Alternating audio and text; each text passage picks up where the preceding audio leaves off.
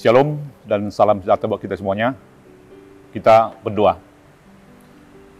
Kasih karunia dan damai sejahtera yang dari Allah Bapa dan dari anaknya Tuhan kita Yesus Kristus menyertai kamu sekalian. Amin.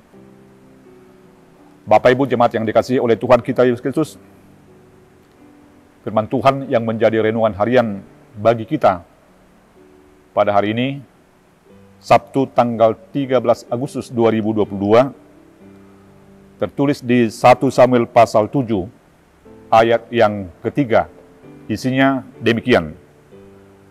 Lalu berkatalah Samuel kepada seluruh kaum Israel demikian, jika kamu berbalik kepada Tuhan dengan segenap hati, maka jauhkanlah para Allah asing dan para Asitoret dari tengah-tengahmu, dan tujukan hatimu kepada Tuhan, dan beribadahlah hanya kepadanya, maka Ia akan melepaskanmu dari tangan orang Palestina. Demikian firman Tuhan.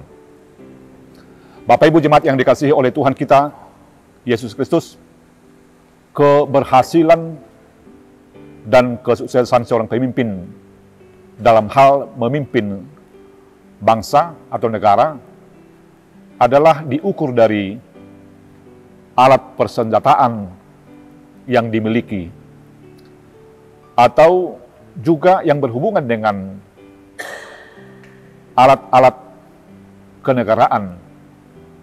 Bukan hanya alat senjata, tapi personalnya pun turut dipahami sebagai pendukung untuk menetapkan atau untuk menyebut kesuksesan sebagai seorang pemimpin. Jika dia memiliki personel dalam hal yang berhubungan dengan persenjataan atau militer, maka dia yang memimpin menjadi disegani oleh bangsa lain. Saudara jemaat yang dikasihi oleh Tuhan kita Yesus Kristus, apakah memang demikian yang dimiliki oleh Samuel? Sebenarnya bukan. Samuel bukan memiliki perlengkapan perang atau alat-alat senjata atau mungkin personelnya, tetapi dia adalah pemimpin umat Tuhan, pemimpin bangsa Israel. Tentu Samuel dipakai oleh Tuhan untuk membawa, untuk menjadikan umatnya untuk datang kepada Tuhan atau untuk beribadah kepada Tuhan. Maka kekuatan yang Samuel miliki bukan dengan personil persenjataan atau personil yang berhubungan dengan pemegang senjata atau dengan memiliki alat-alat senjata yang paling canggih, bukan. Tetapi Samuel adalah sosok pemimpin yang dipilih oleh Tuhan dan yang dimampukan oleh Tuhan untuk memimpin umatnya. Dikala itu Israel dikejar-kejar, mau dikuasai, mau dijajah oleh bangsa Palestina.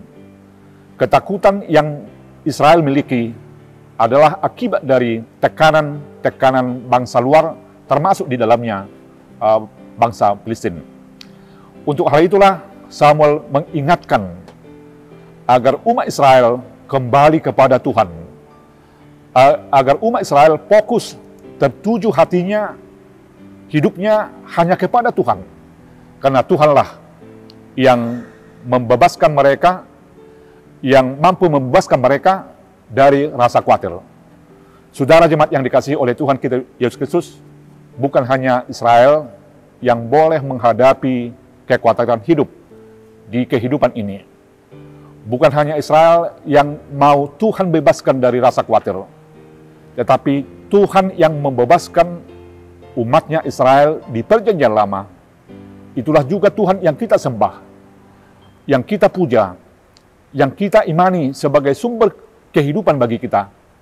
Dia yang berjanji bukan hanya kepada mereka Israel di perjanjian lama, tetapi kepada kita semuanya, kepada setiap orang yang percaya kepada Dia.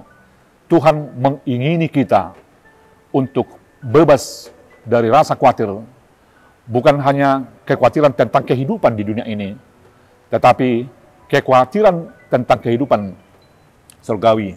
Tuhan telah mengingatkan kita melalui firman-Nya yang menjadi renungan harian bagi kita hari ini, yaitu marilah kita tujukan hati kita untuk beribadah kepada Tuhan.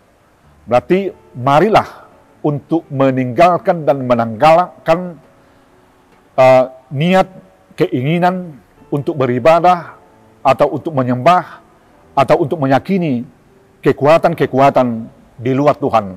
Apakah itu yang berhubungan dengan harta, kekayaan, kuasa, dan kekuatan dunia ini. Marilah itu kita tinggalkan, tetapi kita fokus hanya kepada Tuhan dengan selalu beribadah, selalu bersekutu, menghadirkan Tuhan di dalam setiap perjalanan hidup kita. Kekhawatiran kita di dalam hidup ini, bila kita telah menghadirkan Tuhan, bila kita telah menunjukkan, memfokuskan hati kita beribadah kepada Tuhan, maka kita akan dimampukan Tuhan bebas dari rasa khawatir. Sesulit apapun, seberat apapun beban hidup yang kita hadapi, yang kita pikul, kita meyakini bahwa Tuhan akan membebaskan kita. Oleh sebab ini, hari ini, biarlah sapaan firman Tuhan kepada kita masing-masing mengingatkan dan menyegarkan semangat kita, harapan kita untuk melanjutkan tugas-tugas kita sesuai dengan kehendak Tuhan.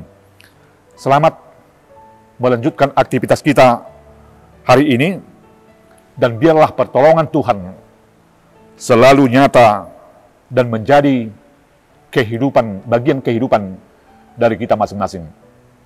Amin. Kita berdoa. Kembali kami bersyukur kehadirat-Mu Tuhan, karena Tuhan mengingatkan kami melalui firman-Mu hari ini, agar kami fokus menunjukkan hati kami hanya kepada Tuhan. Karena itulah, kami akan menerima kekuatan. Kami akan Tuhan bebaskan dari rasa khawatir, rasa takut kami. Dan kami akan mampu, karena Tuhan yang memampukan kami, untuk melanjutkan aktivitas kami hari ini dan ke depan. Oleh karena Tuhan, sertai dan berkati kami semuanya di setiap langkah perjalanan hidup kami dan perjalanan pekerjaan kami. Kami berdoa Tuhan hanya di dalam anak-Mu, Tuhan Yesus Kristus, yang menjadi kehidupan kami. Amin. Shalom. Tuhan memberkati kita semua. Horas.